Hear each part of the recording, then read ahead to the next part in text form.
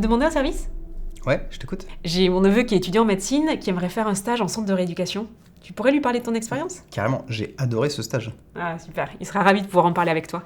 Je vais lui en toucher un mot ce soir. Je peux lui donner ton numéro? Bien sûr. Tu peux déjà lui dire que j'ai énormément appris de cette expérience. Ça me sert encore aujourd'hui pour un de mes patients qui a fait un AVC hémorragique il y a 4 mois. Ah bon, mais tu m'en as jamais parlé, raconte. C'est un de mes plus jeunes patients. 27 ans, c'est suffisamment rare pour que je me souvienne parfaitement de son cas. Ah ouais, en effet, c'est très jeune pour un AVC. Hein. Ouais, heureusement, il a été très vite pris en charge et opéré. Il a des séquelles? Finalement, assez peu. Suite à son séjour en centre de rééducation, il conserve une discrète hémiparésie gauche. Mais ça reste un problème pour son travail.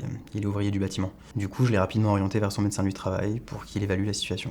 Et quelles ont été ses conclusions? Comme il peut plus porter, il a moins de force dans le bras gauche.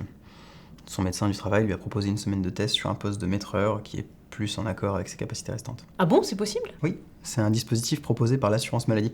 Ça s'appelle un essai encadré et ça permet de tester un nouveau poste sur quelques jours pendant l'arrêt de travail. C'est génial cet essai. Si ça marche, il se passe quoi? Et bah là, en l'occurrence, l'essai a eu lieu dans son entreprise. Et comme il est concluant, son employeur va lui proposer une convention de rééducation professionnelle à la fin de son arrêt de travail. Il sera en binôme pendant 6 mois avec un maîtreur de la boîte qui sera son formateur et son tuteur. Maxime, tu m'épates, hein? Comment t'as eu connaissance de ce dispositif? Tu penses bien que j'en sais rien.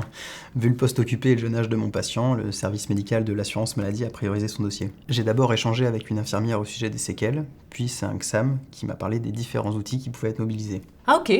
Et il a fait quoi, le XAM? Depuis son premier appel, il a pas lâché l'affaire. Il m'a contacté 2 fois pour faire le point. Il accompagne le patient dans ses démarches et s'occupe de la coordination des acteurs. Par exemple, il a passé le relais à une assistante sociale qui a travaillé avec le médecin du travail pour organiser l'essai encadré, et là ils sont en train de mettre en place une convention de rééducation professionnelle. Mais maintenant que tu m'en parles, je crois que j'ai une patiente qui avait bénéficié de quelque chose de semblable.